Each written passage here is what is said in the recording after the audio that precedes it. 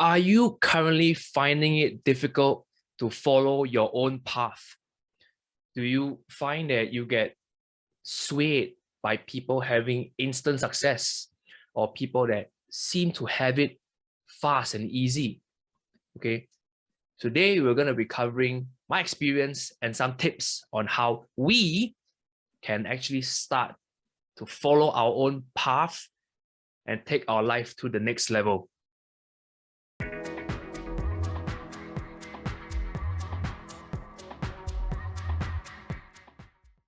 Good day to you, everyone. Welcome to Flow Education Selling with Song. And we are currently at 100 subscribers. 100. I know. Most of you, some of you might be thinking, dude, it's only 100. But not for me. Not for me, right? Okay. I want to just thank, I know probably a large portion of it is actually my learners in real life. I'm a sales trainer and educator in real life. Half of them, maybe even more, are my real life learners. Thank you so much. You know that I've always been here for you and I will be there to equip you every step of the way.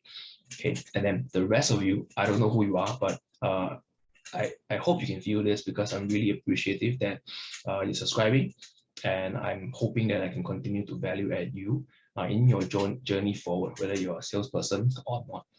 Okay, we're at 100 subscribers, and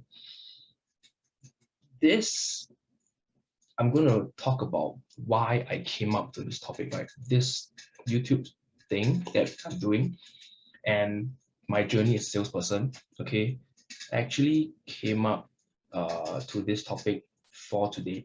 Okay, I'll share sales and then YouTube. So as a salesperson, years ago, I was a business development manager at a software company. And similarly, like the video that I covered in the last session, I too was overwhelmed. When I first joined.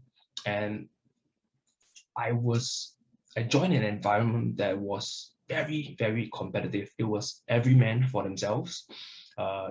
People were also, using any tricks to get ahead, to trick you, I don't know, to steal it, whatever you name it, you call it, right? It was that kind of a environment. So one of the narratives that the older salespeople tried to influence me to keep me off my journey was that, look, if you think you're going to get commission, if you join here, you're going to be starving for the first few months, because the selling journey to sell the software, which is a good to have, not really a must have, is between 6, 7 to even 12 months to start closing your first deal. Okay, and it was negative in that way, but I had a belief in myself and that I could do it. And I'm going to share with you tips as to how I managed to start closing deals in an environment like that within 3 months or less. Okay, this is going to be the bulk of the video today. And on the YouTube end, okay, I almost quit this journey 2 to 3 weeks ago. Yeah, this month we've only been doing this for 4 weeks. And yeah, I almost quit 2 to 3 weeks ago. Why? Because as I started to learn more best practices, right, on YouTube, okay, I mean, it's not exactly new, right? If you watch YouTube, you probably agree with me. Everywhere I looked, okay, it was talking about how can you get 1,000 subscribers in mere days? How can you get hundreds of thousands of views in mere days? And look at me, I'm at 100 subscribers in 4 weeks, right? How did it make me feel, right? I was constantly being fed, how can you get results fast and instantly? And honestly, had I not stayed focused on my journey, which I'm going to share with you how I did it, I would have quit. And in my selling journey, I would have quit as well. I wouldn't have started closing within the first 3 months or less. Okay. And at this point, I think I want to just dive before I start diving into the tips as to how we can stay focused on our journey, right? If you've watched until this mark, right, what I would really be thankful for is if you can like and subscribe to my channel. As you can see, we have changed the format of the video, and I'm hoping this is more engaging, this is more high quality, and you get entertainment and education at the same time. Feel free to like, share, and subscribe. Okay, so let's dive straight into the first tip as to how, okay, for any of you that's struggling with staying focused on your own journey. Okay, how can we stay focused on your own journey? Okay, tip number one, this is pretty important. Okay, it's one thing to set goals, but you have to set goals that you can actually influence. That you can actually influence. What do I mean by that? Setting a goal like, I want to hit $1 million in closed deals. It's not going to do anything for you. Similarly, on the YouTube end, for me, setting a goal like, I want to get 1,000 subscribers. It's all about the views. I need to make sure I get 100,000 views. It's not going to do anything for me other than put pressure on me to succeed instantly. So instead, what are some goals that you can influence? So on my end, when I was selling, right, I was doing most of the selling, cold calling at the start. There was no leads handed over. You got to hunt on your own, right? I set goals that I could influence. So in the first week, my goal was to reach out to, say, 200 prospects over the phone. And I looked at where I was getting stuck at. So of course, in cold calling, the first week is even reaching the person you want to reach.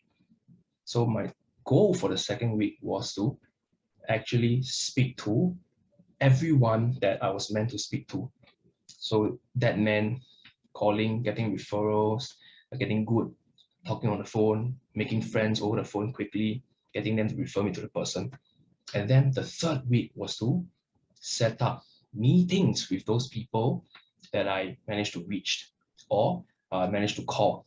Okay, and that meant improving on the way that I carry a conversation, having a call to action, doing some research before I call someone, just so that they know that I'm truly interested in actually helping them.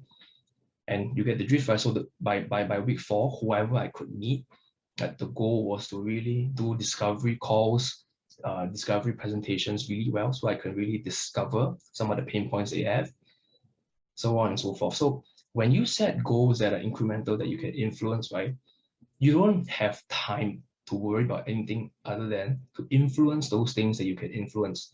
So similarly, on a YouTube end, right, instead of worrying about subscribers and views, I'm staying focused on, how can I improve the quality, maybe quantity. So right now I have one short and one long video per week instead of one long video. And how can I improve the message, the communication, the value that subscribers, new people view and viewing. So you see, when you set goals that you can influence, right, it's almost a no-brainer for you to carry on, right? And that is one key reason why I'm still doing this, right? Even when people are dismayed or unhappy about getting 100 subscribers a month. Okay, and similarly for the selling journey, you start to build momentum when you set goals that you can influence, which leads me to tip number 2. Okay, you need to have set milestones for accountability. Okay, things that get measured via milestones, via data, gets improved on. You have to be very aware, very cognizant of that. Okay, there's a reason why priorities usually end up getting done at deadline, and why there are a mountain of people, including me, that don't get a lot of things done, but that last day or an hour before your deadline, you suddenly miraculously get everything done. Okay, so you need to set goals that you can influence and then set milestones so that you can hold yourself accountable and know that you are actually inching your way forward, building momentum. And let's talk about tip 3 so that we can focus on small wins. This is the last tip for this video. This is really, really important. Earlier on, I talked about how if you set goals that you can influence, you don't have time to worry about naysayers, to get influenced by instant success, people that have made it. Okay, and when you focus on small wins, I know the old adage is, always try to focus on the silver linings, right? There's a reason for that, because success breeds success. Whenever you focus on small wins, you feel like, and you are actually making incremental wins, which eventually builds up and give you that final big win. Okay, so these are 3 tips as to how you can actually stay focused on your journey. Okay, you've already found out your why in a video that I covered earlier on. Okay, you set a plan. How can we stay focused on the journey? Okay, you set goals that you can influence. Okay, have milestones to keep you going, keep you accountable. And then you focus on small wins. Okay, little by little, inch by inch, incrementally. When you get small wins, it snowballs and you can reach those big, big goals, big dreams that you have. Thank you so much for watching the video all the way till here.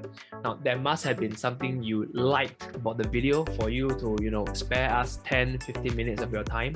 I'm really, really appreciative of it. And you know what they say, if you like it, put a ring on it.